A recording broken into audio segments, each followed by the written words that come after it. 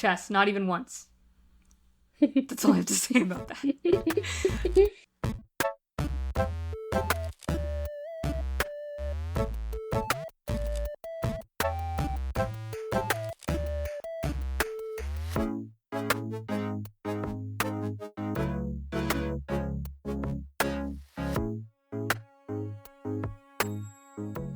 I'm Emmy. I'm Annie. And this week we're talking about blueprints. The first part of blueprints. This is the first episode that we're doing about blueprints. It is. We are going to have another episode of follow-up because we ended up playing it too deeply and talking way too much about it. But I am actually excited that we're going to have 2 episodes about it because we were able to split it, I think, in a good way. Before we get into that, we just want to talk about how glad we are to be back. We took a pretty extended break for this summer, partly to be able to play a couple games in more depth, but also partly because we're tired. And I don't know, are you less tired after this summer break? Because I'm actually not. At the moment, I'm coming off of writing an entire conference paper in 3 days while being ill. So I'm just particularly tired right now.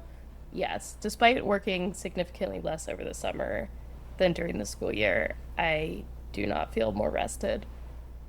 Me neither. However, we're back anyway. We're back. And if you think, Blueprints, that was a game that came out a while ago. Why'd they take so long to play and talk about it? We didn't. We both work full time and also produce and host this show. Things happen on a delay. It happened on a delay, but partly also, and we'll talk about this a bit more, but every time we thought we were done with that game, it reeled us back in. It reeled us back in real good. News? Anyway, news. So we're not going to go over all of the news from the entire summer. We'll just go over some recent news, and the recentish biggest news in indie gaming right now, it feels like, is Silksong launched. Surprise got a very soon release date, and it came out. So you'll hear more about this later, but we've been playing it. The more newsy aspect of it is that because Silksong kind of surprise launched all of a sudden, and it's been this hotly anticipated juggernaut of an indie release, a bunch of smaller indie releases had to push their release dates when it came out, including one that I've been looking forward to called Demon School. So that is frustrating, I'm sure, for the many indie developers that have been working really hard for their release, and then all of a sudden, I don't know, a tidal wave comes by to take them out. Yeah, it's like the GTA 5 of indie games, basically. Yeah. Everyone's like, get out of their way. Oh, Lord, he coming. Oh, is it GTA 5 or GTA 6? That's my They might be GTA 6. Can you tell me? I don't know. I don't play GTA. And then the other exciting news for us is that Nintendo had a Direct on the 12th that had so many delicious announcements in it. I mean, you watched it in way more depth than I did. I mostly just looked at the news that was interesting to me out of it. So are there any highlights for you? I like how you said watched in way more depth. Like I was sitting there annotating it. I just watched the whole thing while you That's what I pictured. That's what I pictured. You scribbled. Yeah. I mean, I didn't watch it in enough depth to notice that there was a gun in the new Fire Emblem trailer. So I guess that's maybe for us the biggest Nintendo news out of the Direct is a new Fire Emblem game that looks good. Looks good. Guys, we didn't feel that way about Engage. I didn't even play. I don't think I played Engage, so maybe that's not fair of me to say. I didn't purchase it. I did play a little bit, and I acknowledge that the combat is apparently awesome. As friend of the pod, Robin from Girl Mode has said the combat is great. I really couldn't deal with the designs and fan service of it all, but the designs look good for the new game. Don't know who's responsible, but I'm pleased. They look good. They look hot. I'm upset there's not a Claude-like character, at least that we saw. Oh yeah, I mean, part of the reason we're comparing to Claude, though, is that it looks like, due to the appearance of Sothis, the goddess Sothis, but as an adult, this is either a prequel or sequel, or more connected to Fire Emblem Three Houses, which we were obsessed with, deeply. Can I say that adult Sothis is she's giving mommy? I was waiting for someone to say it. It wasn't going to be me, but I've been waiting for that. And actually, posted about this on Blue Sky, but there were a slew of fan artists that I also was following really heavily during like the heyday of Fire Emblem Three Houses fandom. And there was this one, Eva B. Smith, who would draw great fan art of Sothis and like her like four dragon kids as little kids. I'm excited for the art that is going to come from Eva B. Smith out of this, among other fan artists. And honestly, the Hades people are going to be reactivated as well very soon. So that's also one of the big bits of news that came out of this direct that we're excited about, which is a Hades an 2. exciting time for fan artists. And for fans of fan artists, such as ourselves. Yeah. Hades 2 is also coming out soon, like remarkably soon. I feel like I only say remarkable when I'm around you, Annie, by the way. Why? Because you say it's remarkable. Just like that. Oh, do I really? I've never noticed that. Yeah, you do. I do actually. And incredible. So that's straight from the source. But witch enjoyers, Greek mythology enjoyers, roguelike enjoyers, we're all so back. And I'm excited to... enjoyers. Polyamory enjoyers. Yes. I'm really excited to see the story of Hades 2 now. And the only thing that trailer didn't give me that I was hoping to have was a teaser of Zag's fate. Yeah. Just even a little. We're over him. We don't need him anymore. Zagreus who? We moved on to his little sister. I haven't, though. I'm still thinking about him. And I'm worried, like, what if he's evil now? What if he's in Kronos' thrall? What if we get to fight him? I would love to fight him. It would devastate me and it would be so much fun, which is all I want out of my fiction. So, anyway, that's happening. And now I'm a little worried that all of these indies that had to push their release date because of Silksong are going to have to push again because, like, oh, 2 indie juggernauts in 1 quarter. It's kind of a lot to deal with. Other Nintendo Direct items?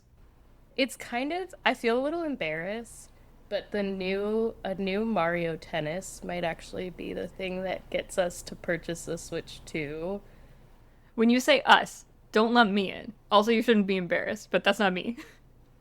Oh, yeah, no, us meaning me and my partner.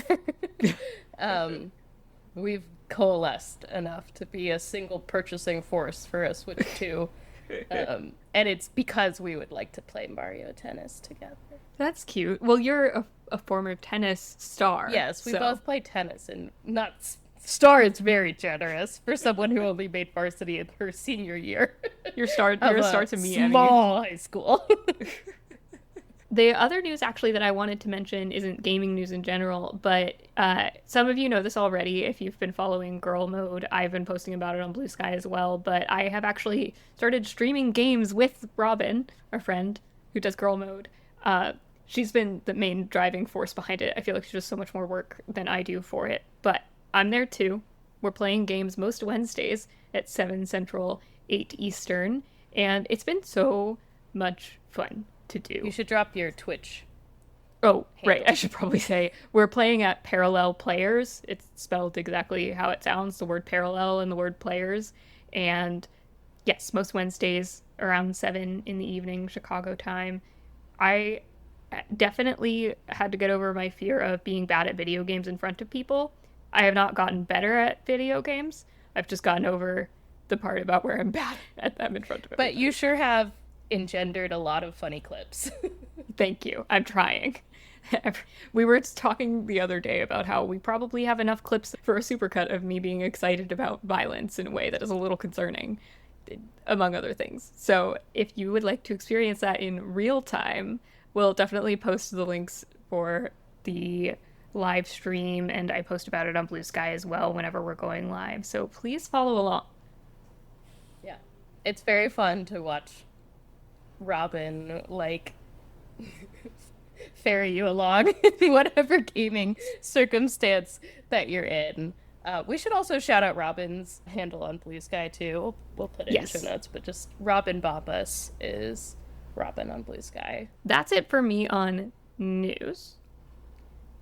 So I think now we can get into blueprints.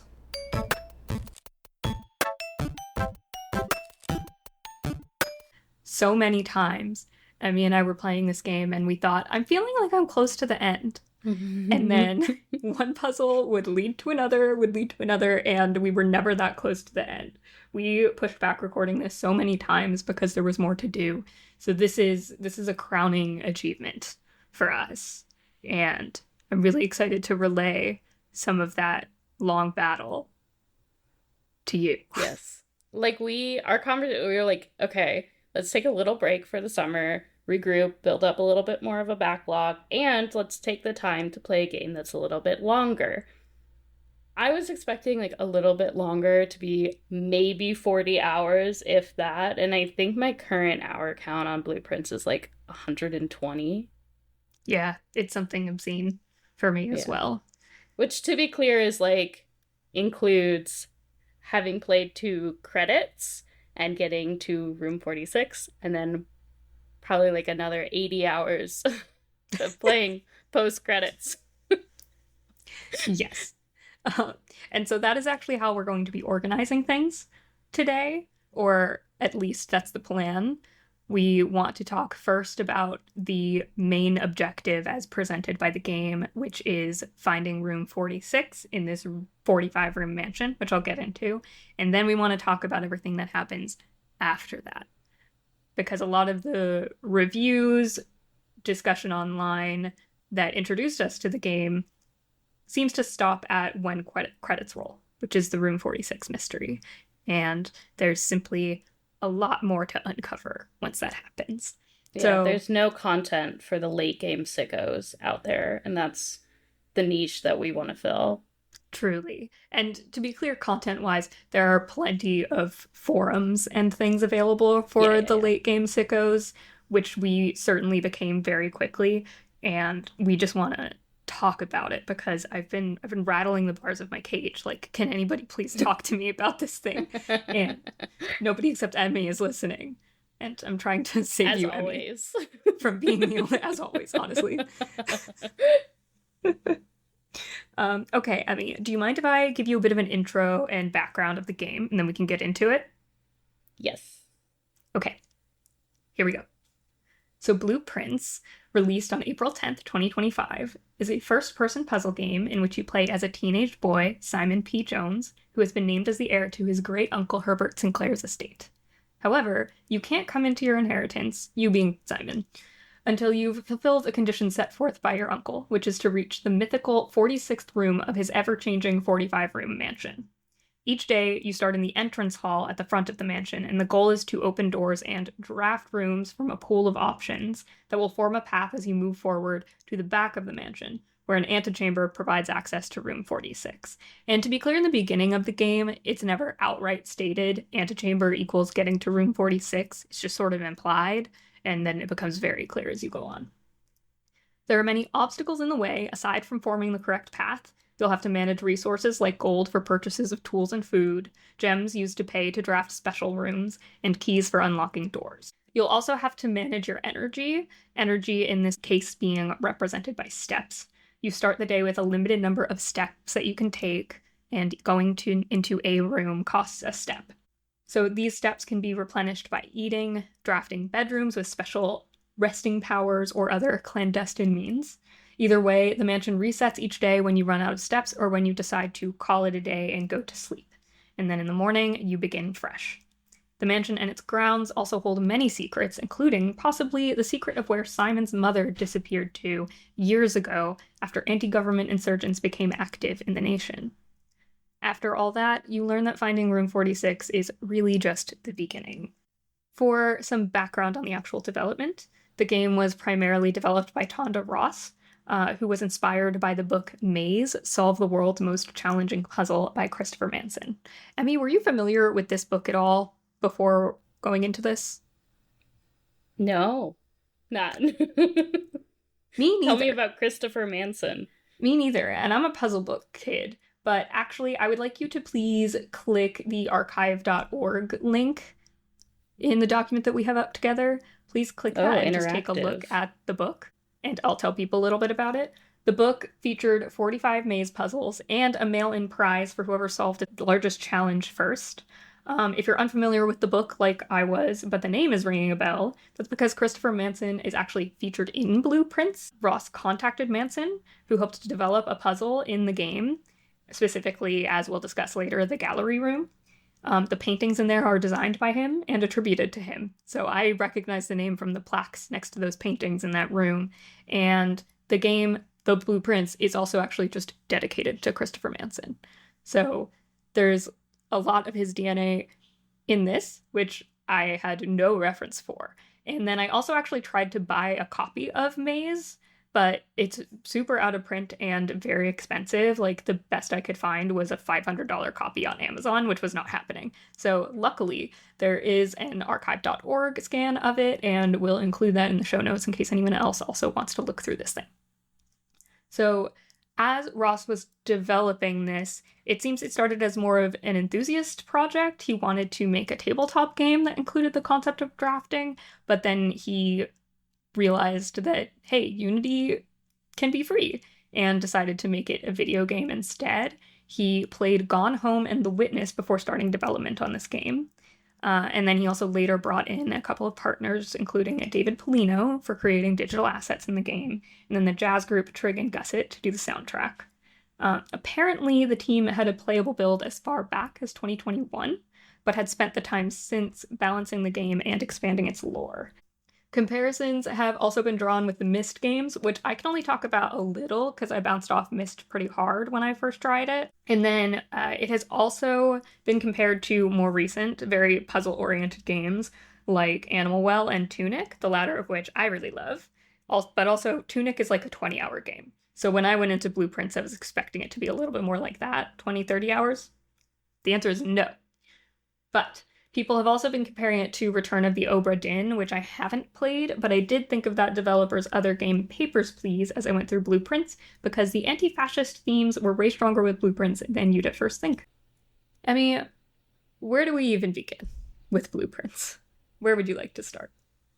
I think I want to start with genre. Like, I don't think it's actually that important to, like, pin down exactly what genre this game is. I just think it's an interesting starting point for, like, talking about the mechanics of this game and expectations of this game. Because I think even in the Steam description, it calls itself, like, a genre-defying puzzle game, which, and then you get, you know, a genre word, puzzle. But I think that there's multiple things happening, and I think one of the most important things is that it's also is a roguelite game.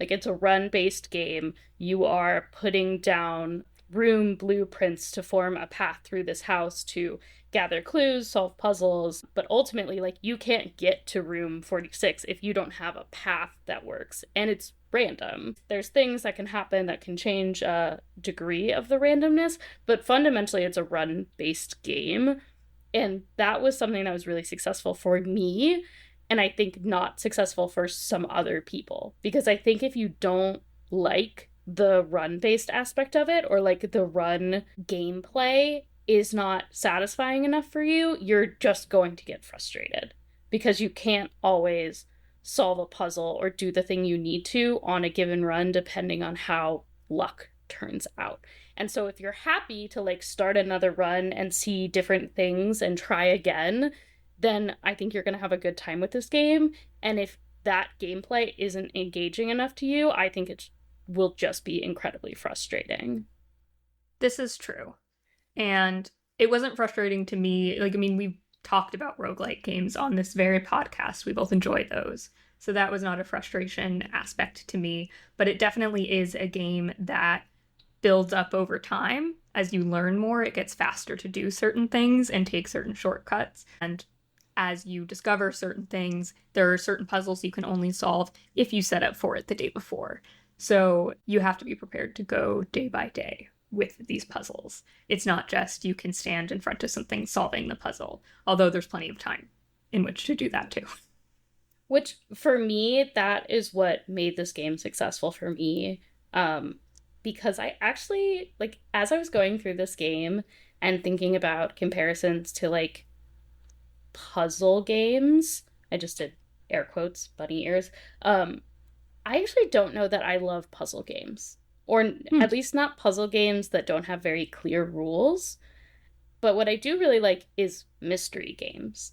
And I think the like meta puzzle mystery aspect of this game combined with the run based aspect is what worked really well for me because I knew that I might need to come back later, that I like might not have everything I need at that moment to solve a certain puzzle or a mystery. And so it was never really about like I just need to sit here and bang my head against the wall until I figure it out, because those are the moments in puzzle games where I bounce off and I'm like, this isn't fun for me anymore. But if I can move on, like there are definitely aspects in like the post credits game and probably before you get to room 46 too, but it never feels like you're gated from progressing because you can't solve a single puzzle or a single aspect of the mystery. Like you can always go draft a room you haven't seen before and get more information, or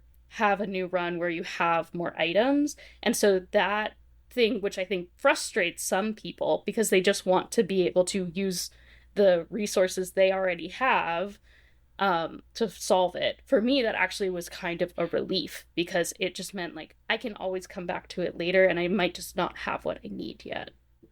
Hmm.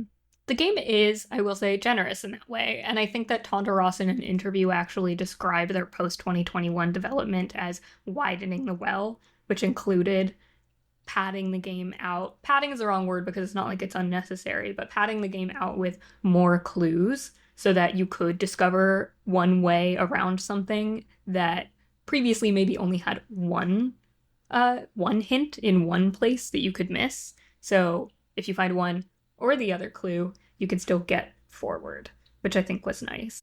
Okay, so we've talked a bit about genre, which I think is a bit almost more about marketing and how we interpreted the game would be before we started it.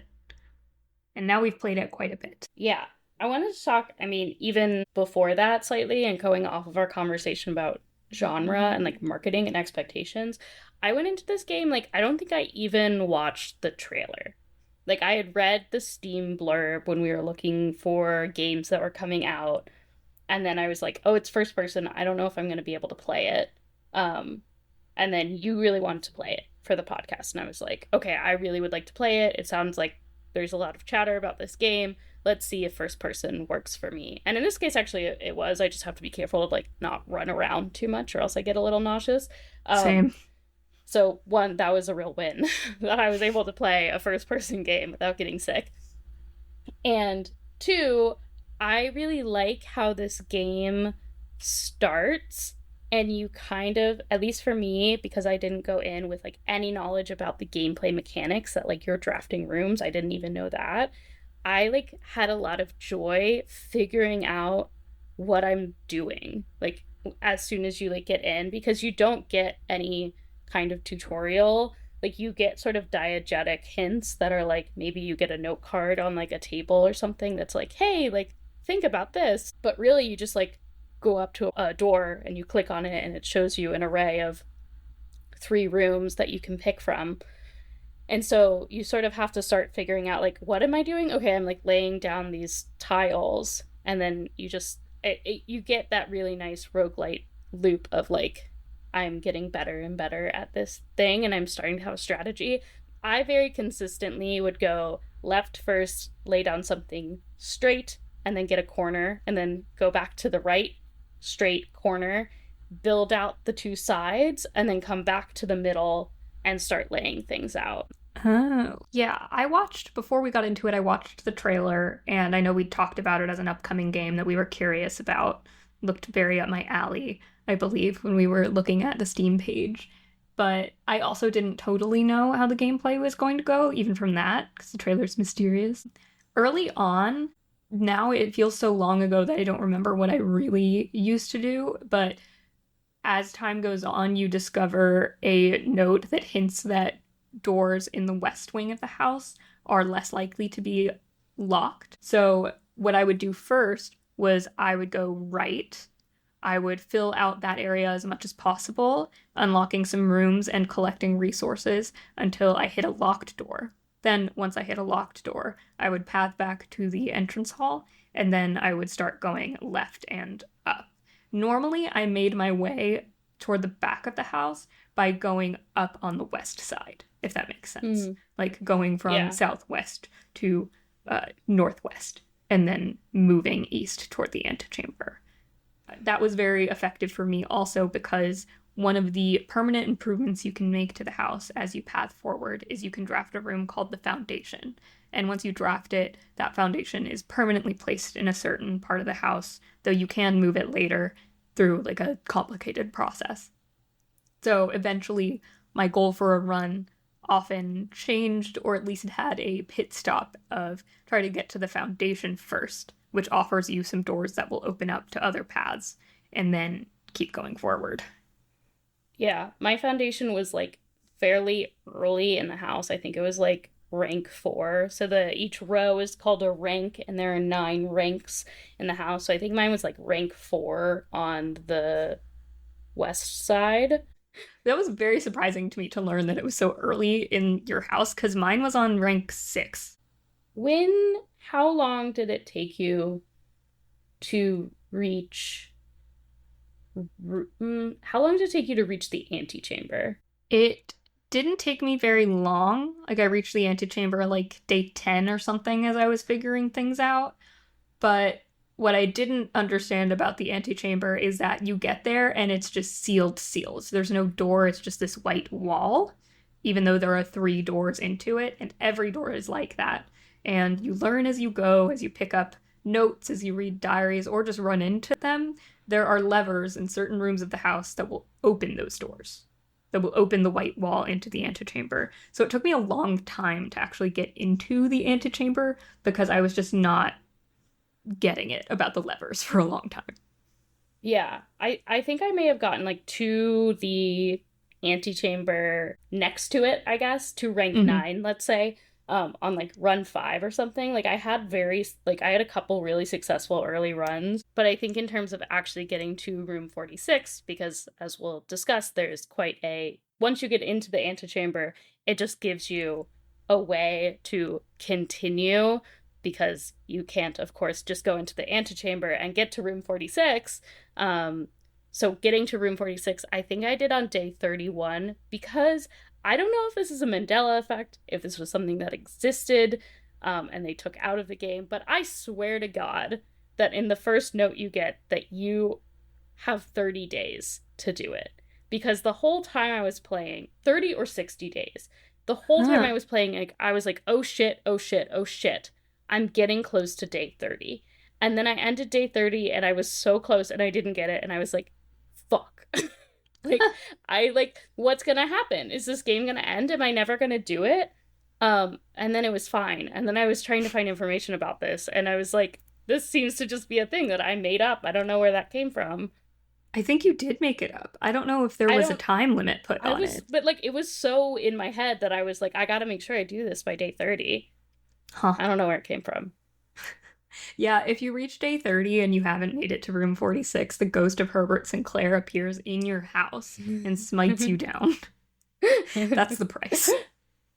I was so worried that this game was just going to do some like crazy delete your save shit.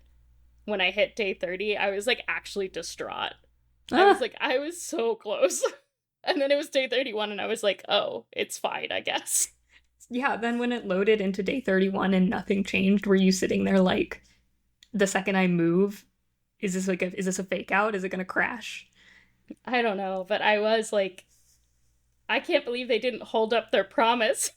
Like I was like, that's kind of self-defeating, isn't it? Like I Gonna can't say the believe that they promise would they make didn't this make. threat and not follow through on it, but like apparently they didn't make this threat at all, and I'm just crazy. I don't want to call you crazy, but I also don't remember this at all either.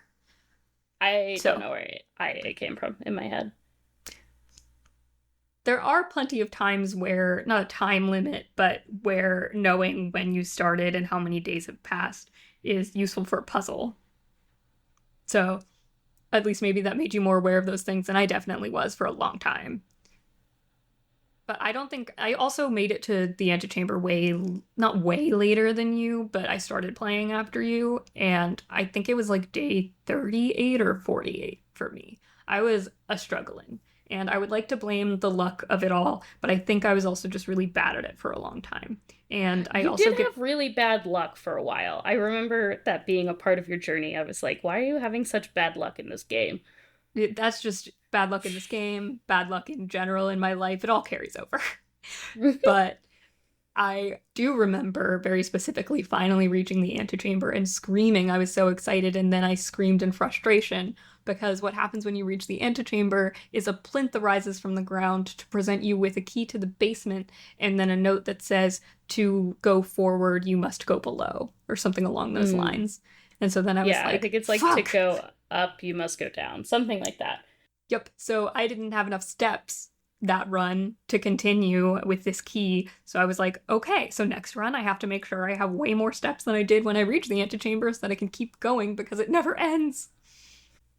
So I discovered a basement door before I ever got to the antechamber. Big So I same. knew that I was gonna need the basement key. So for me, I was like, oh, great, this is where I get the basement key. That's good to know that. And I can like plan for it. So I wasn't that distraught by it because I was like, I great, was makes mostly sense. distraught. Like, I saw the key and I was like, oh, finally, I can get into the basement. Because the main basement door, there are multiple basement doors that you can unlock with this key, but the most accessible one is led to by the foundation. In the foundation, there's an elevator, and the elevator isn't usable until you figure out how to set it up properly, because that's its own little puzzle. But once you've set up the elevator, then you can take the elevator down to the basement, but there's this locked door first that will actually let you into the basement. And so I'd seen that door. I knew exactly where I was going to use that key, but I didn't even have enough steps to go and open the door left. I was like 3 steps. That's interesting. And I'm in my head, I'm like, I wonder if I took a long time to get the foundation or if I took a long time to set up the elevator, because that was not the first basement door that I saw. The Oh. first basement door that I saw was I drained the fountain, and there Mm. are steps down to the basement from the fountain. And then getting to the basement door below the foundation was also just like a mystery basement door because I got in through the um, a passageway to the basement um, that doesn't require going down through the foundation. So then eventually I was like, oh, I guess this is a nice shortcut. But it's funny that our experiences that were very different. Yeah, for me, that was the main one. I didn't do the fountain one for a while because, as part of my bad luck, in order to drain the water from the fountain and other areas of the house, you have to unlock a room called the pump room. But you also have to connect it to power because there are certain rooms that don't do what you need them to do until you've connected them to an energy source, which would be in the boiler room early on, and then a couple other options that you can upgrade things to. I didn't have that, and also didn't have a ton of patience for the pump room. When I was in there, I was like, oh, I understand what this is supposed to do. I don't want to do that right now. So, even without the power up of removing some water from the system so that you can actually move things around as needed, not a priority for me early on. So I went with the basement door in the foundation first. I remember texting you when I finally did open a basement door, though. I was so Yes. excited. What I was going to say was my first encounter with the basement itself, though, was actually really early on, and it was through the tomb. Um, Mm. so there's an outer room that you unlock eventually, and one of those outer rooms is the tomb. It is exactly what it sounds like. It's the family tomb. The family tomb is full of like crypts and also the statues of angels that come up again and again in various puzzles in the mythology of this world. And I was really excited when I saw those angels because I immediately connected them with these stained glass windows in a room called the chapel. And so I very early on did the puzzle that connected those two things. And when you do that, you are sent into the catacombs. And in the catacombs are fragments of a map of the basement. Like it says the underground. And I was like, oh shit, there's so much more to this. And you can't connect to most of the places on the map through that path, but it does allow you some access to parts of it. So basically, there were a bunch of things that I reached sort of early that I couldn't do anything with because they either involved a tool I didn't have or water being lowered to a level that I hadn't done. And then I was like, well, guess I'll find another way in. And eventually I did. What I wanted to say about the pump room and the tomb is that I really liked the pump room as a puzzle, actually. So it's interesting that our tastes diverged there. Because that was one of the things that I think when I hit the pump room, I was like, I'm the most in this game that I've ever been so far. Oh, you locked in. It was your kind of puzzle. Yeah, and I didn't necessarily lock in because of the pump room. I think the pump room came along when I was locked in. Mm. And I distinctly remember, like, it was, like, I was staying up too late. Like, I should have gone to bed. My brain was a little crazy because I was staying up too late. My boyfriend was trying to get me to go to bed, and I was like, shush, shush, shush, shush, shush, shush. One more day. One more Shush, day. shush, shush, shush, shush, shush. And it was one of the, I want to talk about it because I want to talk about something that I think is really good in this game, which is moments of discovery and joy. And I think for me, figuring out how the pump room worked, and like once you know how it works, you're like, duh, this is like very easy to navigate once you do. Mm-hmm. But the fact that I was able to do that, and I think the first thing I wanted to do was drain the fountain, that just felt so good. And I think the thing that keeps me going through this game, and I would assume probably for you too, is that joy of discovery of like the not having a tutorial really when you first start playing the game, just like the joy of discovering, like same with the tomb opening up. I'm thinking the tomb might have been the first time I got into the basement before. It's hard to remember. But actually with the tomb, that was one of those puzzles where I was like, I don't think I have the information that I need to solve this angel puzzle. I like tried doing it with just like guesses of like, oh, are there, because they're all dressed in like one's like a chef where she has a a long, what is that called? The pizza paddle thing. Yeah, like a pizza paddle and a chef hat. And then there's some where it's like it's sort of unclear if it's like, because if you don't see the stained glass visions of them in the chapel or you haven't connected them, it's like this seems inconsistent with like how this angel is, so maybe it's about the ones that are or aren't. And when I realized I didn't have the information to do it, I was like, okay, great, I'm sure I'll get the tomb again. I guess I just need to like go get information. And then eventually I finally like looked up in the chapel and I was like, fuck. It was right in front of me the whole time. So I guess that wasn't a joy of discovery. That was kicking myself, but there are a lot of puzzles like that where it turns out the answer has been right in front of your face for a while and it just wasn't registering. But that's also because the game is very good at having many things have double meanings. So even if you saw a clue and you interpreted it one way and it did unlock something in that one way, sometimes there's a second interpretation and it'll do something else for you. But it is very natural to say, okay, that clue gave me the information I needed, and to move on and not look deeper into the clue. So at least for me, the angels I paid attention to and made a connection early just because I really like stained glass. So when I got into the chapel, I was super excited and I screenshotted every angel because they seemed like an iconography that would be important, and they were also numbered. So it meant that there was an order to the angels somewhere if they appeared again. But that was the only reason why. There was certain stuff I didn't understand for a very long time.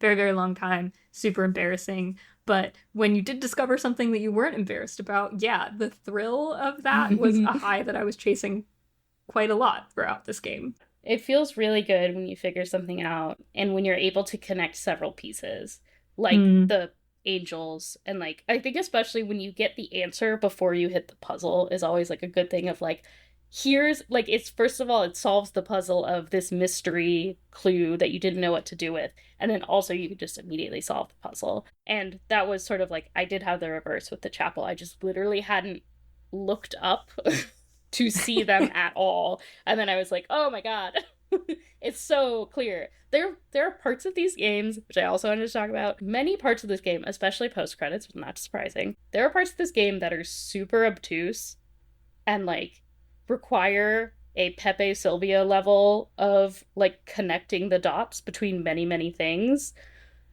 which is fun. And then also, there are really, really obvious answers to puzzles in certain things, namely the safes, or some of the safes. And I would get, again, into that mode of like, it has to be more complicated than this. I'm not even going to try the simple thing. And then it would be the simple thing. And that made me want to throw my PS5 out the window. I wouldn't call the safes one that simple, but we can talk about that puzzle in particular a bit because I reached the answers on that one in quite a roundabout way when the game actually tells you in a very explicit way how it's done. There are 7 or 8 safes throughout the game. Well, 8 locks, some of which are safe, others are not. And there is a very explicit message built into the game, which is pointed out to you most obviously once you draft a room called the study, in which you find that your uncle set up a puzzle throughout each room of the house according to the paintings hanging in each room. There are drawings that repeat. There's, for example, a crow and a rowboat.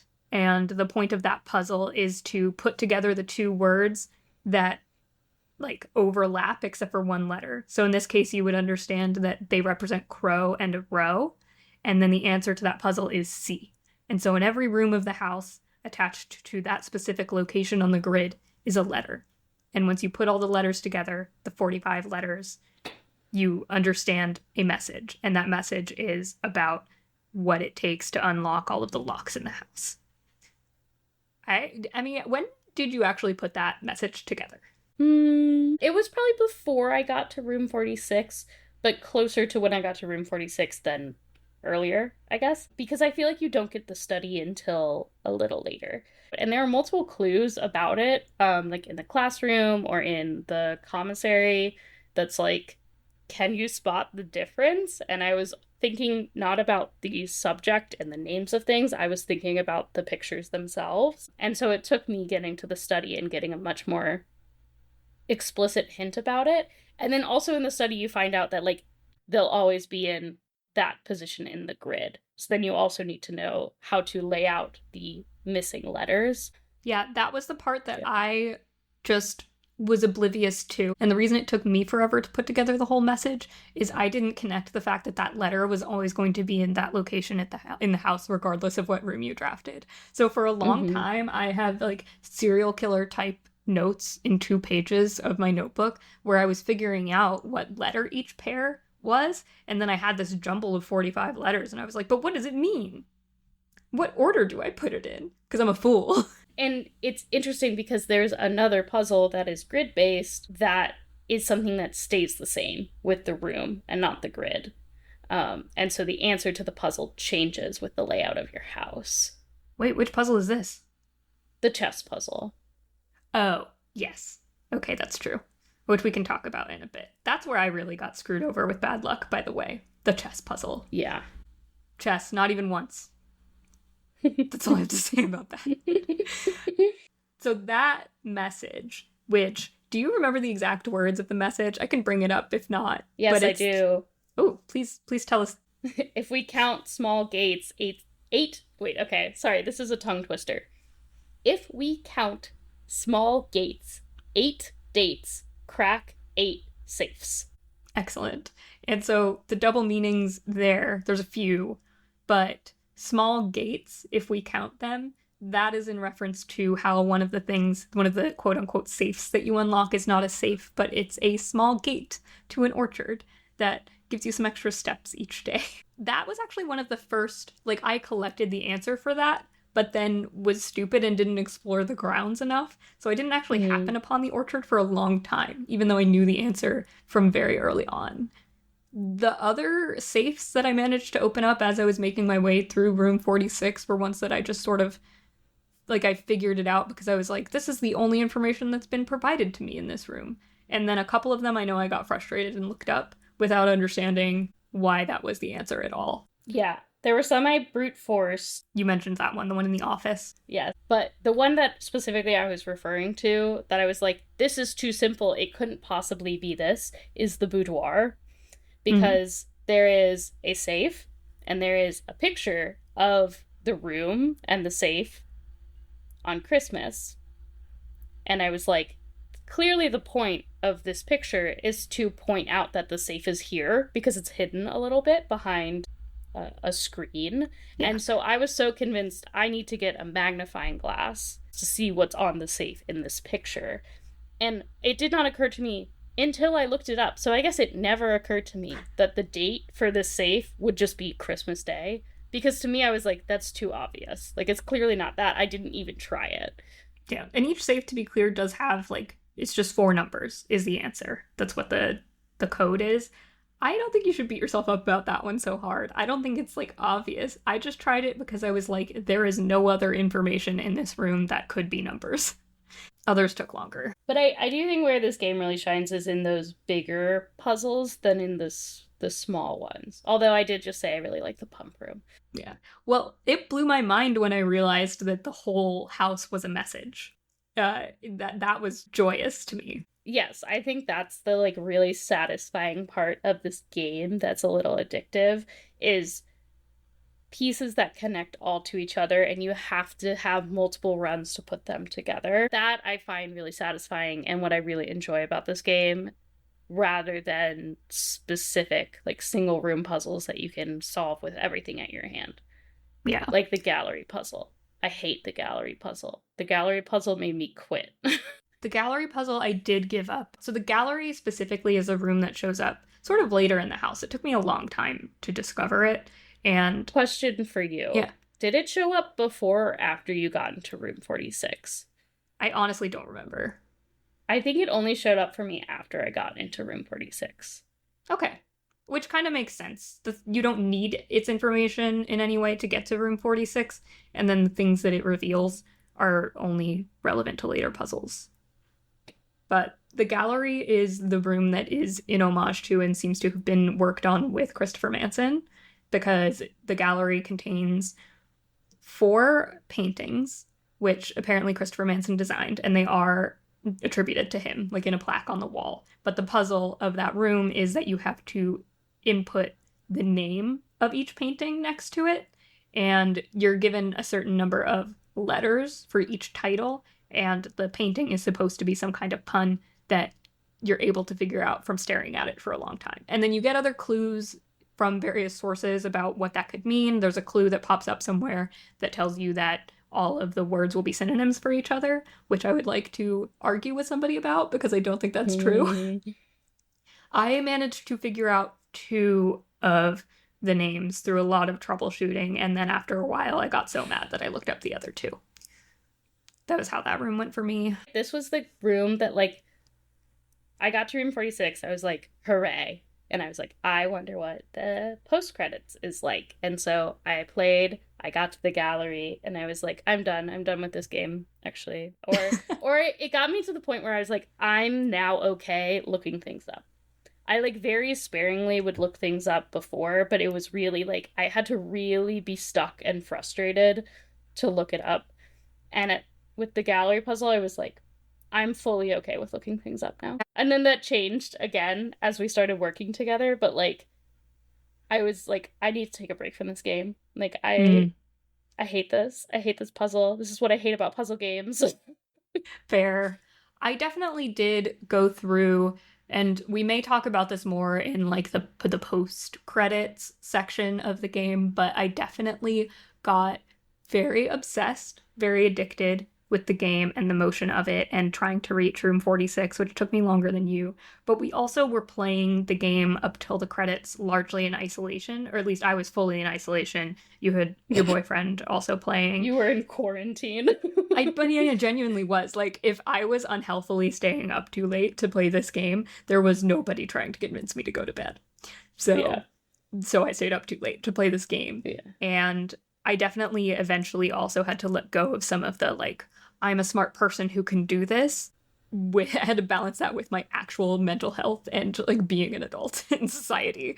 And so I do wonder how I would have treated this if I were a kid playing it, because when I was a kid, I loved the type of puzzles that you had to figure out across time, across an entire text, across a game. And I was also the type of kid who had, like, notebooks full of tally marks for EV training my Pokemon. I, translated all of the braille and stuff to do like unknown puzzles in Pokemon Fire Red. Did you ever read the Artemis Fowl books? Yes. So you know how in each of the books there's the fairy language Gnomish printed at the bottom? No. Oh, well there is, and I translated all of those myself.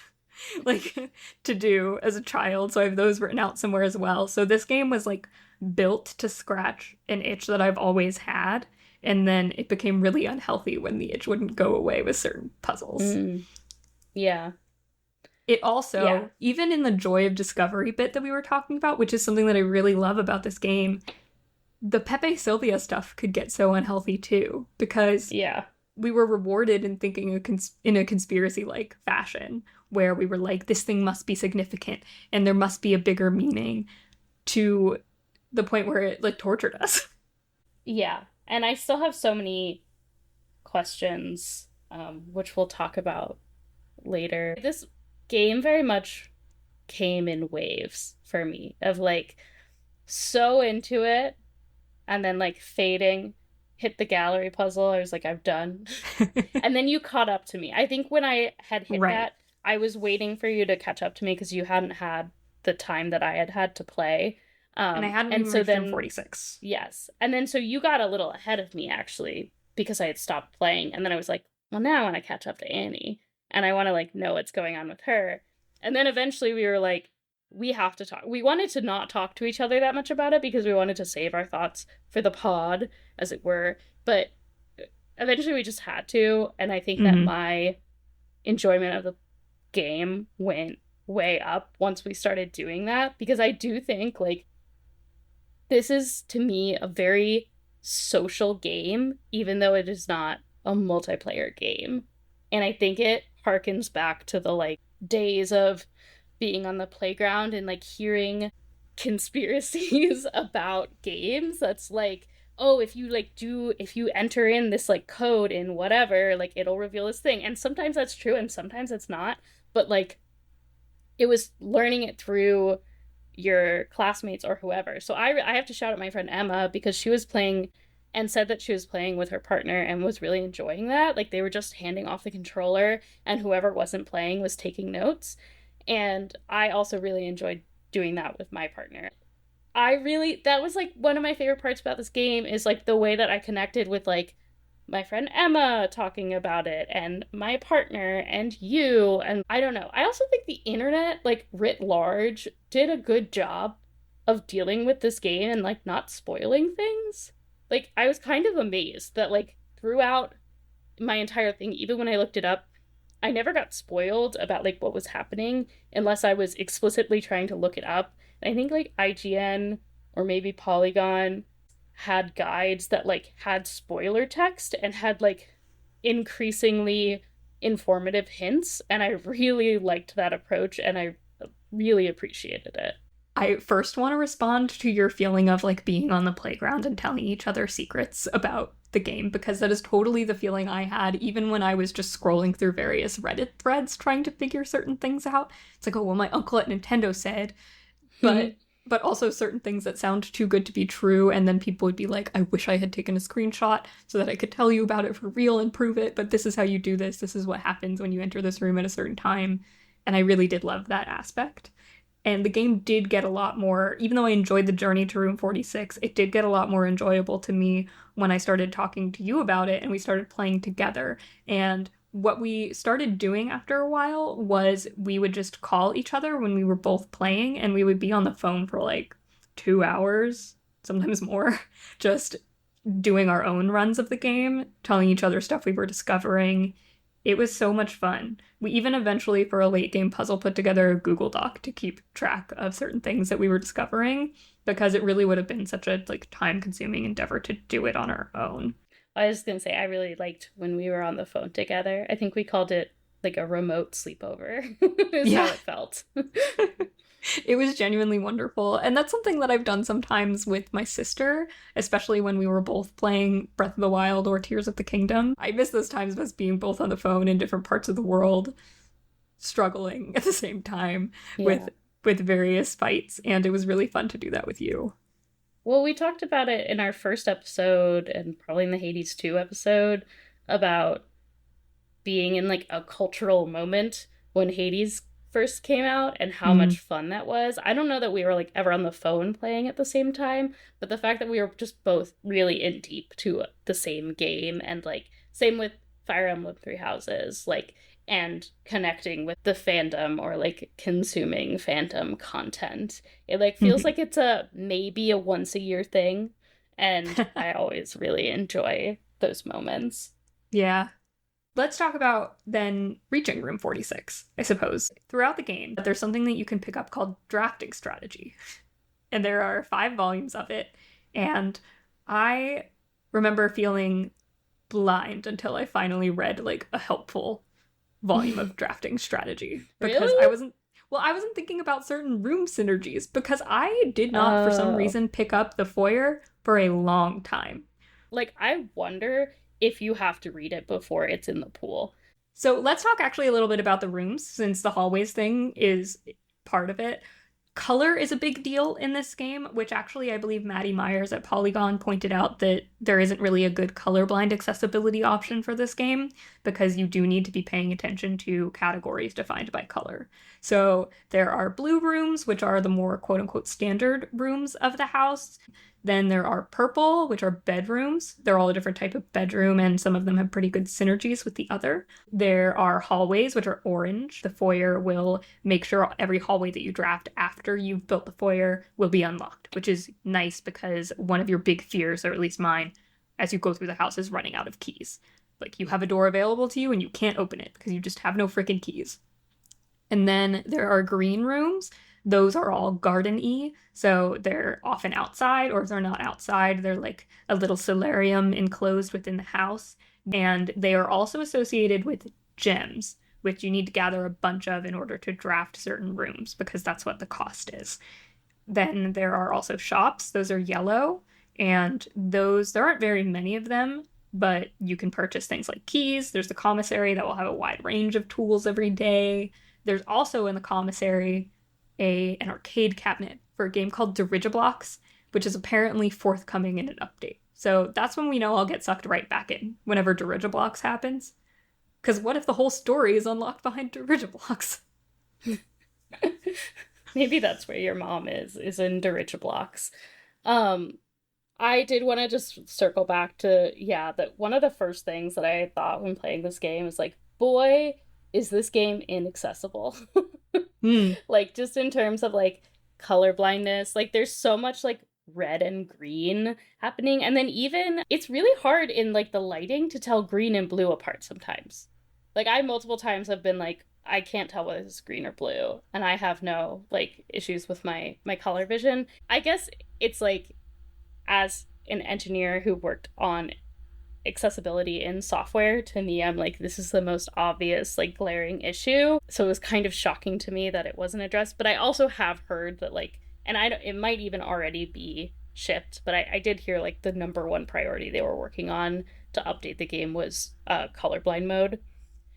One of the things that I was just thinking about that I wanted as like a quality of life thing, and then later changed my mind about, was at first I wanted the day to end automatically when you could no longer make progress through the house.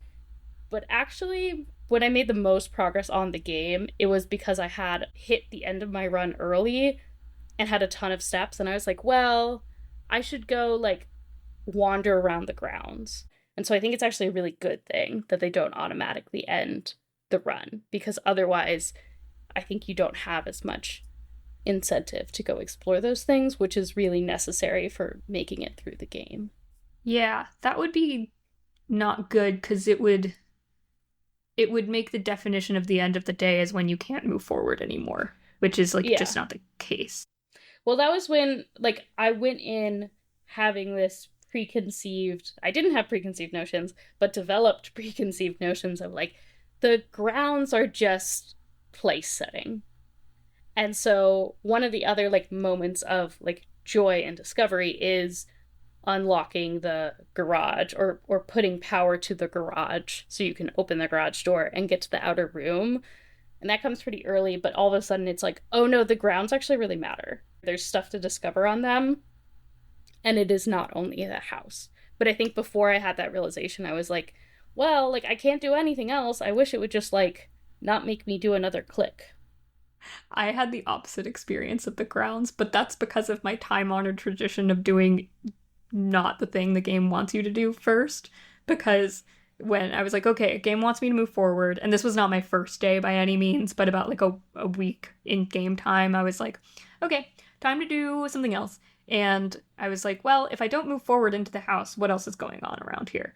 And so that's when you walk around the grounds and you find that there are a bunch of closed doors in various places. Like there's a seemingly closed door in a tunnel, and there's something that, and if you look around, you can see that there are tunnels with columns like built into the cliffside underneath the house. And you find your tent. Because, by the way, Simon P. Jones, 14-year-old boy and heir apparent to Mount Holly, the new Baron, is sleeping in a tent outside for months on end. But you find your little campsite, and then there's other locked doors and gates and things that you eventually do gain access to. I was sitting there like Eric Andre style, let me in at all of those doors. I could not get them out of my head. So when the West Gate was openable from the other side, I was like, yes, we are going to open these doors. And it took forever for most of them. But, and there was one that I didn't even think about for a while. Like I discovered it early and then forgot about it. And that was the tunnel, which has several layers to it. But the first layer of figuring out a way to light some torches and get a lost blueprint to add to the pool, I didn't do that for a long time. Oh, I was obsessed with the tunnel. I was like, the tunnel was the thing. All the other doors that were like, this is clearly like a metal door that's like over this thing. I was like, I'm going to get to that. Like, I know that I'm going to get to it at some point in the game. The tunnel, I was like, what's going on with this tunnel? Yeah. I was like, I must light these torches. How do I light these torches? I was so fucking amped when I was like, this tunnel is not just like decoration, like you can light the torches and get this hidden floor plan. Not only that, I was like, I don't know, I wonder if you can remove these crates. And eventually I gave up on it. I was like, no, you can't remove these crates. And like my boyfriend and I were just constantly talking about like, I don't know, like what if there's something back there? And that's part of, we'll talk about it later. That's part 2. Okay, this was not off track, but we did branch off a little bit from describing rooms and drafting strategy, and there is one room color left that I would like to describe, which is a very important one, and it's red rooms. Red rooms have a lot of doors, which is good, and a few of them also have secrets in them that can help you move forward in the game, but largely they have a deleterious effect on the player in one way or another.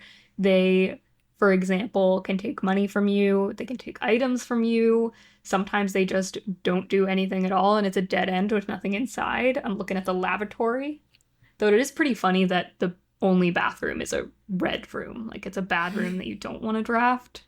So Simon's been going in the bushes this entire time, guys. But that's true. I think it is actually my least drafted room in like my scrapbook. The red rooms are often juxtaposed with the blue rooms because story-wise, politically, blue represents Mount Holly and your family, and red represents the current regime of the country in which you live.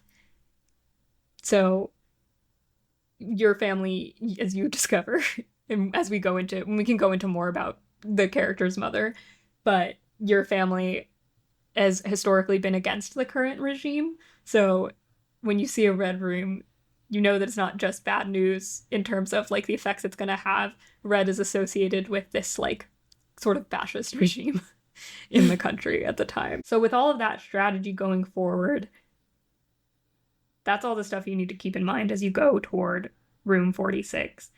I'm curious about your hallway strategy. You said that you normally went foyer so that you could get to the lever that is always in the grand hall. Is that what it's called with the 7 doors? Great hall, I think. Not always. It's just that like if I had like I think Great Hall and that lever is one of the first ones that you discover. So if I was able to draft the foyer, I was like, okay, great. But if not, I would usually find some other way of doing it, or I had a lot of keys, because there are a lot of levers around. That was actually one of the later levers I discovered, though. So the first one I came upon was the conservatory lever, except the thing with the conservatory lever is that it's broken. You need to get a broken lever to attach to it to actually make it usable, and according to my bad luck, Oh, I was just going to correct that. I don't think it's the conservatory, it's the greenhouse.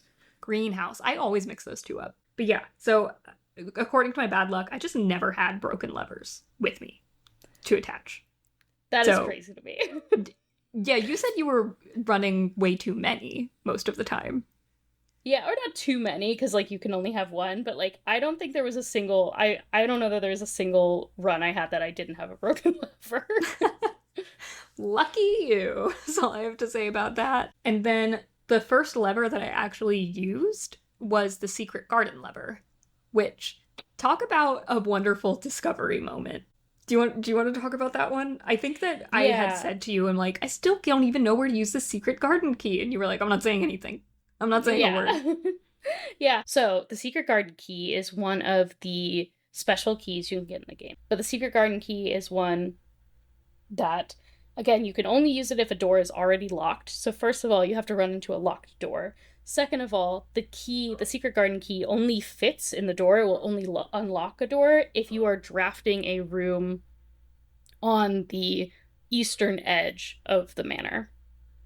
So that's the first thing you need to Oh, actually that's be not able true. to get into the garden. Wait.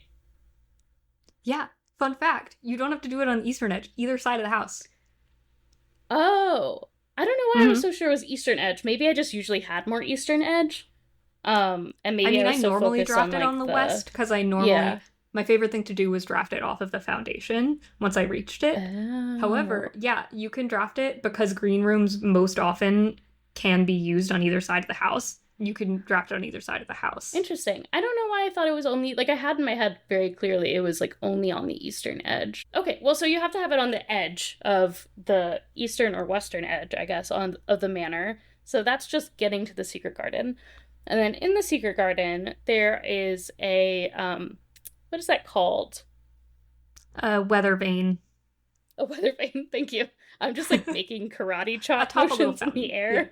She's Yes, there's a pointing. weather I vane. knew those were arrows somehow. Yes.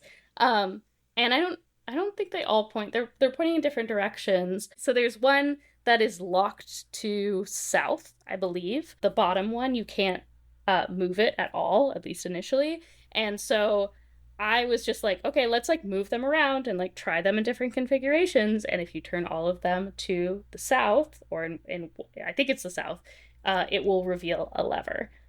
Yeah. And so actually the way it's pointing depends on what part of the house that you draft That it makes sense. in, because what the one arrow is pointing toward is the west or the east side where there's a statue set in the wall. And at first the statue is just of this moon symbol that recurs throughout the house and is also on the door to room 46 in the antechamber. But when you align all of the arrows, the statue spins and it reveals a lever. So that was the first lever I ever pulled to get into the antechamber. You can imagine my frustration when I've been through so many steps already, and then I get to the antechamber and there's a basement key and I have 3 steps left and I can't do anything with the basement key. I could have cried. Maybe I did a little. So in terms of reaching room 46, that secret garden was really, really helpful for me going forward. In the end, I don't remember what the layout. I mean, I know I screenshotted it, but I don't remember what the real winning combo was for me when I finally got there. But can we talk about how we were feeling? Was I on the phone with you when this happened? But can we talk about how we were feeling once you finally do get that basement key and you go into the basement and you have enough steps so you're ready to go? That whole basement sequence. Yes, let's talk about it. The basement is a pretty standard basement if you go through the foundation door. Yeah. Like, if you think about it, it's just full of crates and extra crap and statues and things, and there's some things to discover, but otherwise, it's just a kind of like rush hour style puzzle where you're trying to move boxes so that you can turn on the power to open a secret door to get out of the very standard looking basement into the secret cool basement in your house. When you unlocked room 46, which basement door did you go through to do this? I probably went through the fountain or I think I was waiting for the tomb. Either way, that gets you to the same place, which is this room with an enormous gear in it and switches. And directly across from where you stand, there's a mysterious, beautiful passageway. So you need to turn the gear and stop off at certain parts of it that basically allows you to turn things and drops you off at the passage directly across from where you start. Which took me a minute to figure out. I'm not proud of that. It should have been simpler for me. I think that was also one that my boyfriend did for me, because I was like, I had his support at that moment. Yeah. It's so funny that your first way to, I was like, I feel like you skipped such a, like, an arduous thing I had to do by going through the foundation, because, like, to me, I was like, oh my god, what a convenient shortcut. Now I don't have to wait for the tomb to, like, get down there and lower the reservoir to go across on the boat and watch the boat cutscene a million times. You can skip the cutscene. Yeah. Okay, just making sure you know. Just making I sure. don't think I knew that. I don't know why I just said yeah, because I actually don't think I knew that. Hold down B. Just, okay. I remember the way I figured that out, because the game does not advertise this.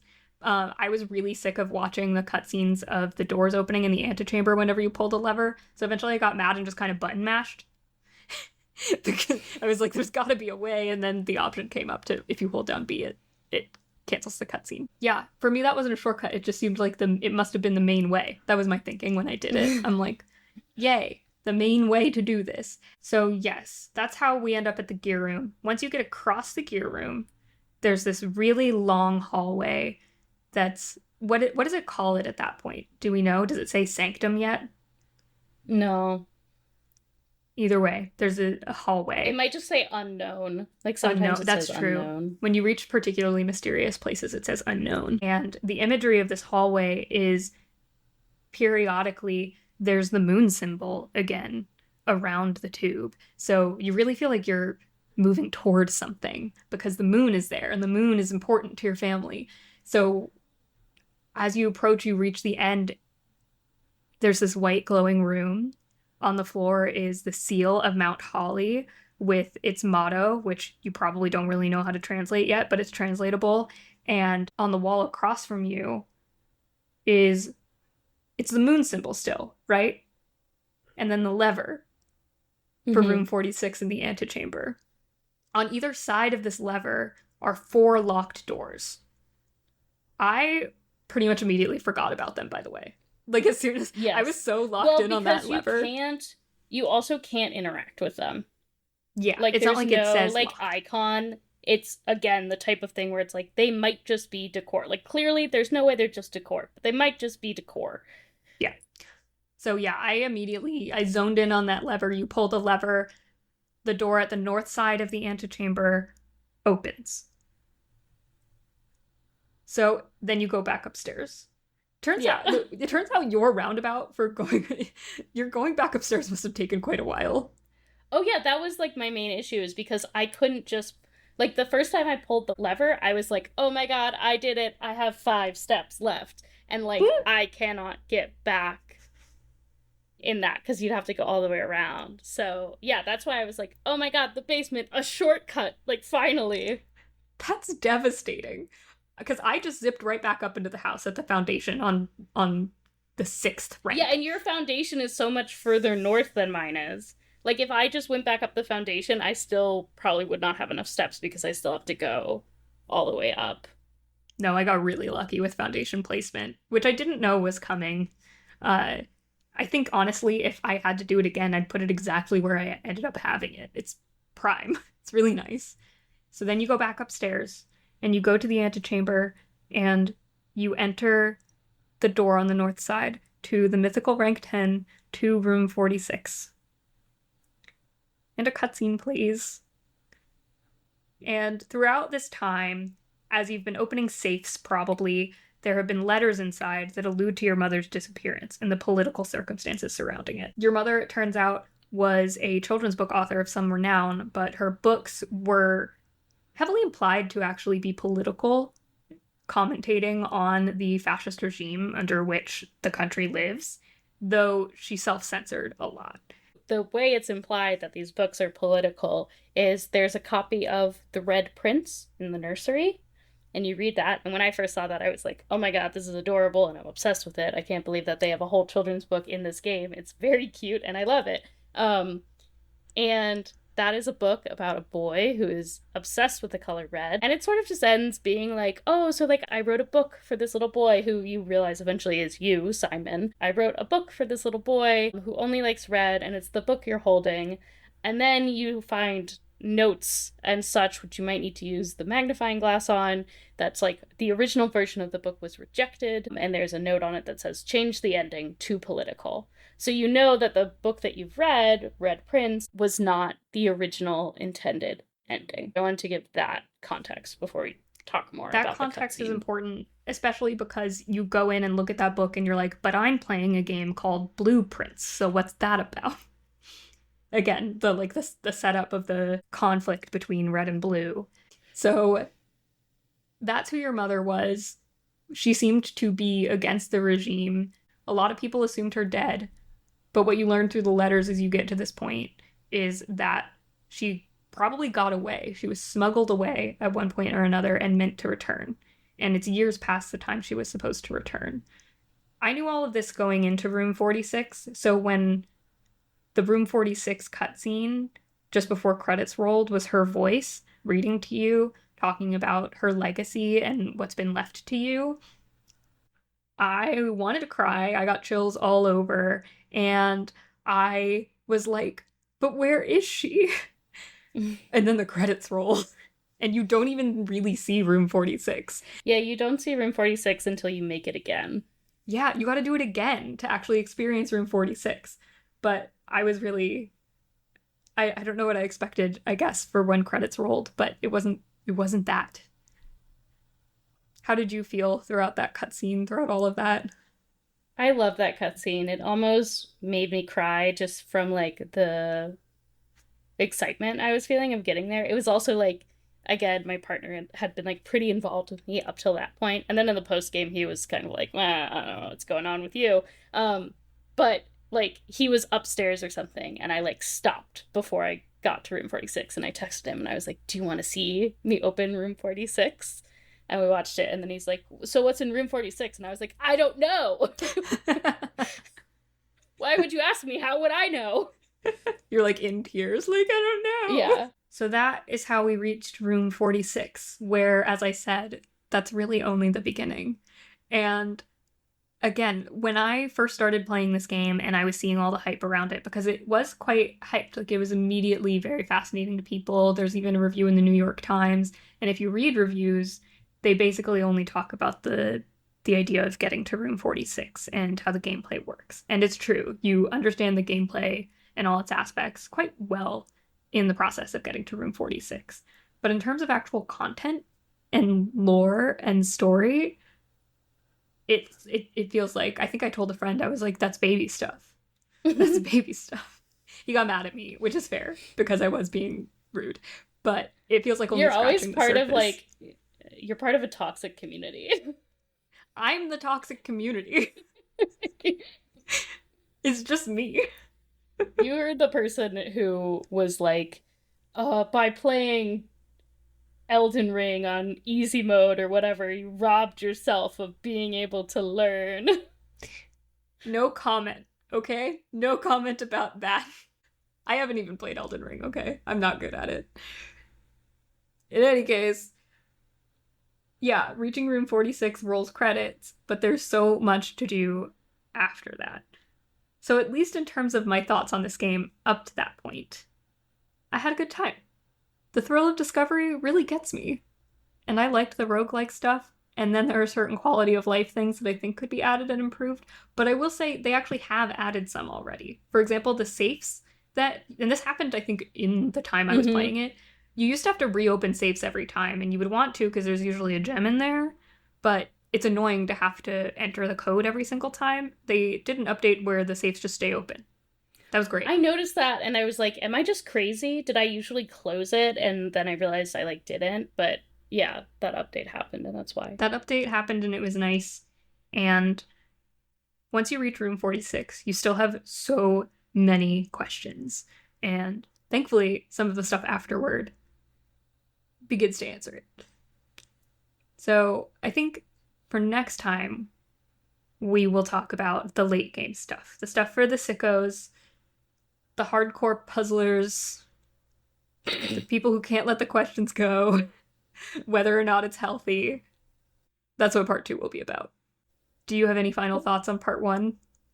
I had a lot of fun. I really loved this game, especially up to room 46. I was like in it for the whole thing. I was mostly just having a grand old time, and I think a lot of that was, again, because I do really enjoy the run-based aspect of it, and I like just the base mechanic of laying down rooms is fun and exciting to me. And I think that really carried through a lot of it. I meant to say, too, I loved it also for the aesthetic, the atmosphere of the music, the beauty and detail put into the rooms, even when a detail wasn't meant for a puzzle. And I'm also just a capital W, capital H Weird Houses person in terms of media and things. I wanted to put together a Weird Houses reading list for this, and I did, but it's not all like textual. We don't have to talk about it. But one of the things I did really think about a lot when I was playing the game was The Poetics of Space by Gaston Bachelard, who, I can't pronounce that. He's French, as you would expect. But The Poetics of Space is an analysis of homes and spaces like homes in literature and other media. So I was sitting there like, Gaston, you would have had a field day with blueprints. It would have been a rich text for you. It was scratching like all the right itches for me for quite a while there.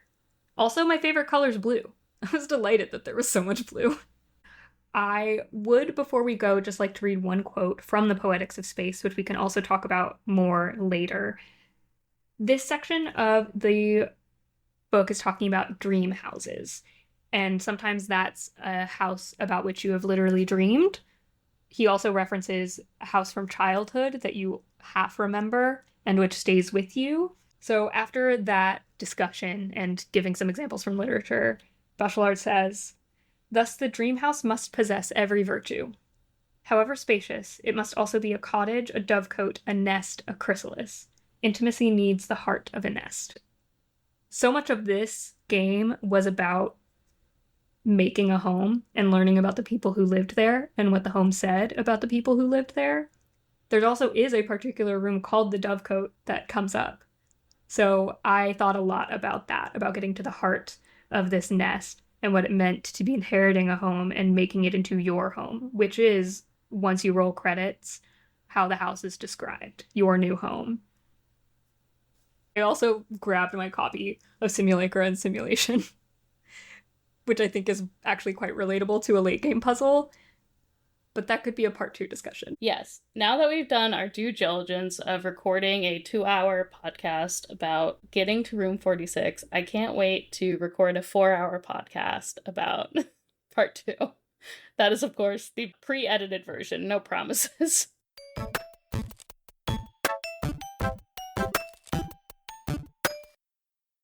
Let's do State of Silksong. Should we do a little...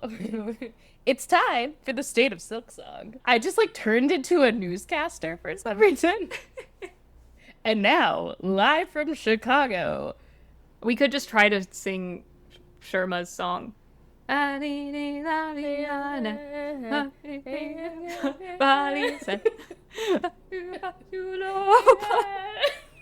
It's so good. I wish I knew the words. I've seen her again.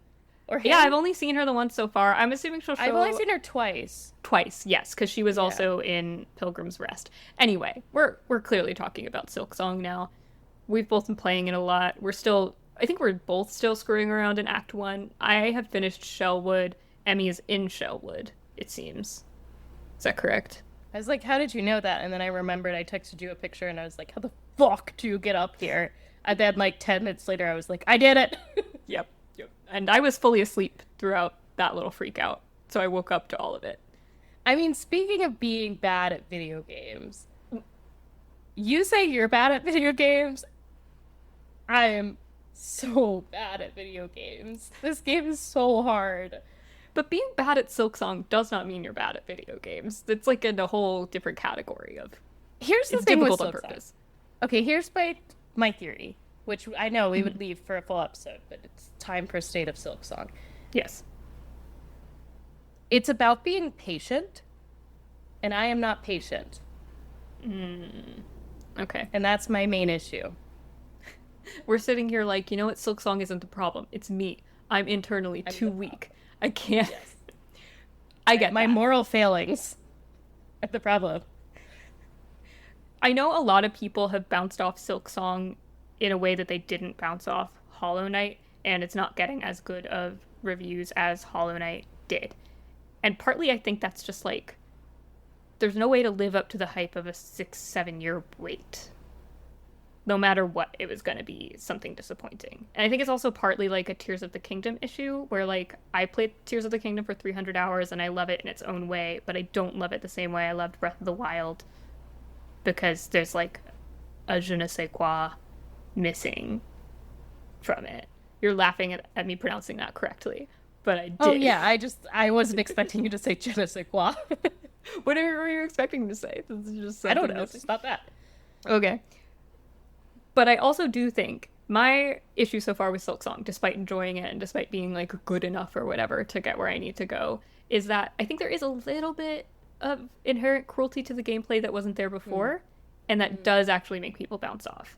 Like Hollow Knight is also difficult, and I think people maybe don't remember how difficult it is because it's been so long, and partly because by the end of the game you're like sailing through it because you've got all these power-ups and stuff. It's pretty much just as difficult at the beginning when you have no power-ups whatsoever as Silksong is, except Silksong has a lot more enemies that do double damage early on, I feel.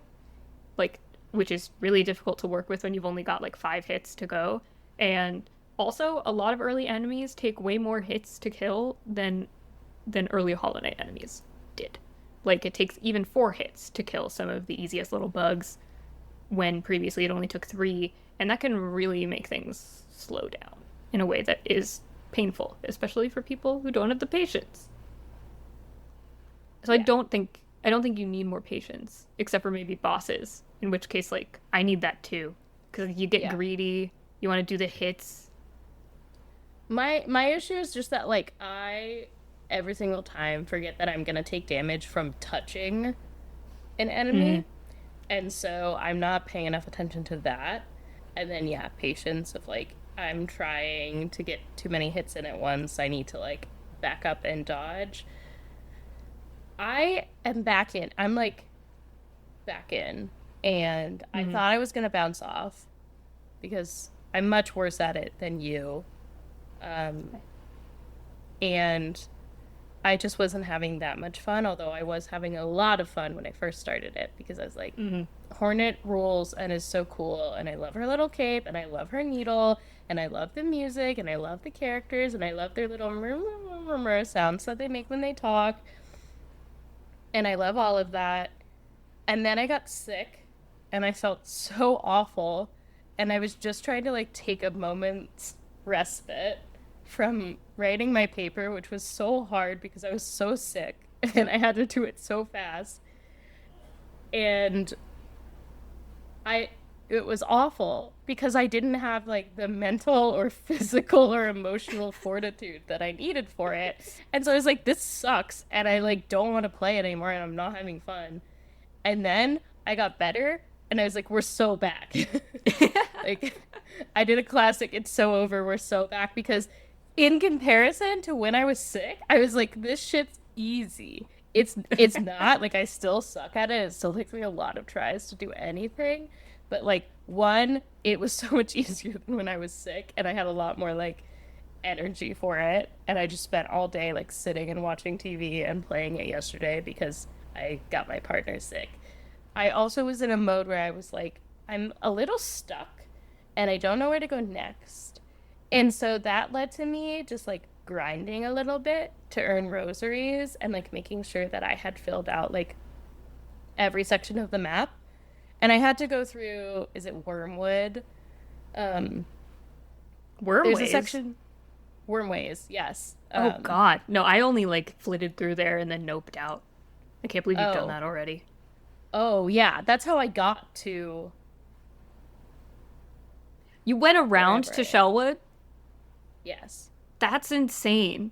I So, have I no mean, idea how else I would have gotten to it. I was also stuck for a little bit, and it was because I missed a doorway into the Shellwood, but the main way into Shellwood, which my friend pointed out to me when I was like, I'm stuck. I don't know. They were like, you missed something. Have you been to Bellheart? Yes. So when you go From past, via Shellwood Way? so there's a What? way to go. Shellwood. So there's a way to get to Bellheart from um, Braymore. Which are you familiar with the Moorwing boss? I forget if we talked about this. No, I only just got to Greymore. Okay, so if you go through Graymore from like the far fields, which is what I did, so far fields to Graymore, Graymore, fight the Moorwing, or accidentally skip the Moorwing, which is what I did because I completed the flea caravan side quest and they just teleport you to where this boss is. You go left from there, you reach Bellheart.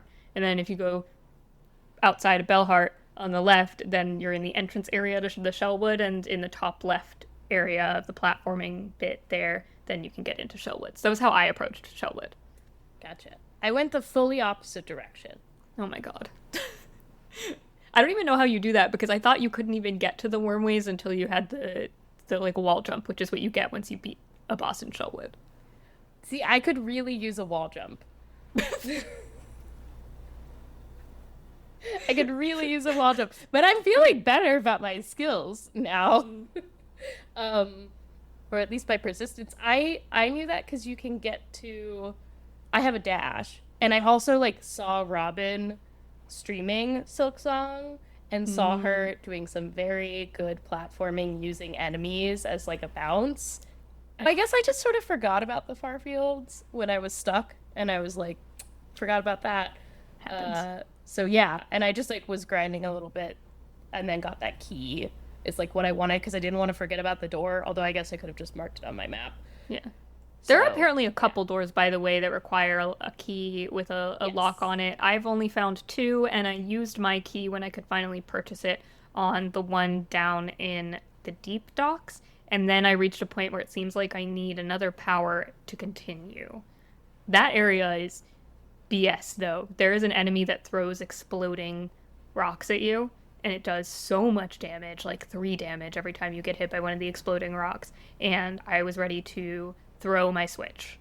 It didn't.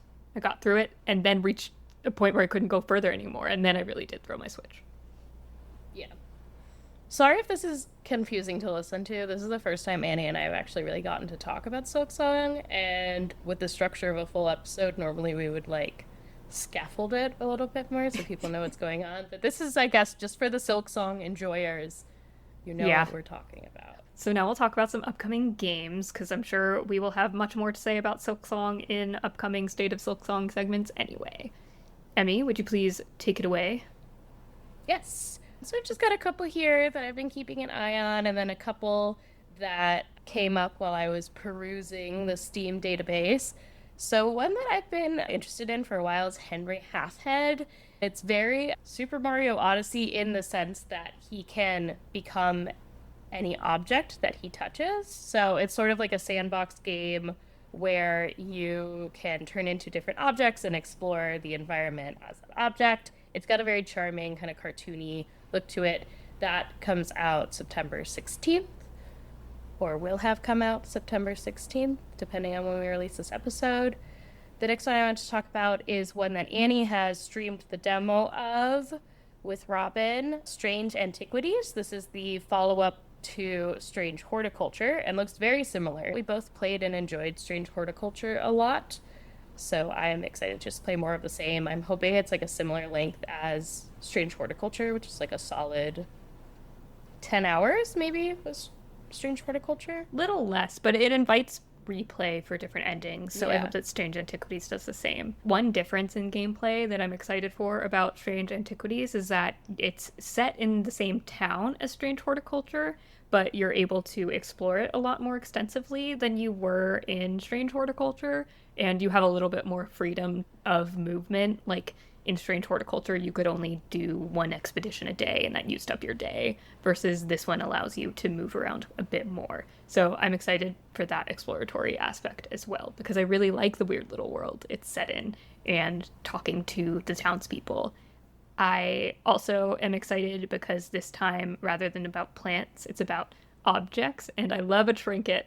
It's a trinket game, so I get to put my trinkets on my shelf and arrange them and figure out what powers they have. And so I'm excited. That's Yeah. coming out so So soon. that Yes, it's out September 17th. And two more. Easy Delivery Company, Easy Delivery Co. is this sort of very polygonal looking delivery game where you're like driving through kind of a weird town and learning things about the town. I know that Robin played the demo for this and talked about it like a little while ago on Girl Mode. It really looks like Animal Crossing on the N64 is sort of like the polygonal vibe, and you're playing as a cat driving a truck. Amazing. And then finally, one that I saw because I thought it would be fun to watch Annie and Robin stream is called Goblin Cleanup, where you're playing as like a goblin maid. It's co-op, so you can play as up to 4 goblin maids. And basically your job is between adventurers going through the dungeon, you have to reset the dungeon and clean up all of the blood and creatures and so on. And that comes out September 18th. I'm down to play. Emmy, do you want to be a third goblin maid? We could probably all play. Potentially, depending on how motion sick I get from it, because it is first person. Oh, that does make a difference. That's it for me. The only game that I was going to mention is Demon School, just because Yes. I'm sad that it got pushed because I've been looking forward to it for quite a while. It looks so fun and cool and stylish, and that one got pushed quite a bit actually. Demon School now isn't coming out until November 19th, which is far away, but also probably for the best considering that first we're going to let Silksong consume our lives, and then once our lives are consumed, we will be reborn anew, and then Hades 2 will come out, and then I'll let that consume my life again, and then that'll give me a little bit more time to regroup before Demon School comes out. I don't want to rush them. I'm excited for it whenever it comes. Yes. Okay. I think that's it for today. I hope you've enjoyed this monster episode because I'm sure even when Yes. we edit it down, there will be much happening. Welcome back. Back to school. Back to podcasting. Fall is my favorite season, so I'm actually really glad we're here. Back to I school. can't wait to have pumpkin pie. Oh my gosh. Yes. I'm not immune. I'm not immune to pumpkin spice. It's just good. What do we say? I don't think we've ever said anything at the end of episodes. We haven't really had an outro. We just kind of say bye. So, till Bye. next time. Bye.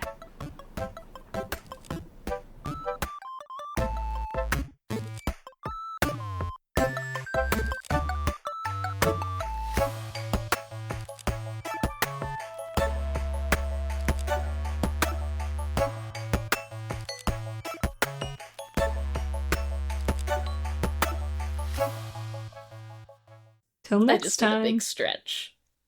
It looked really satisfying. Feels good. All right, bye. Bye.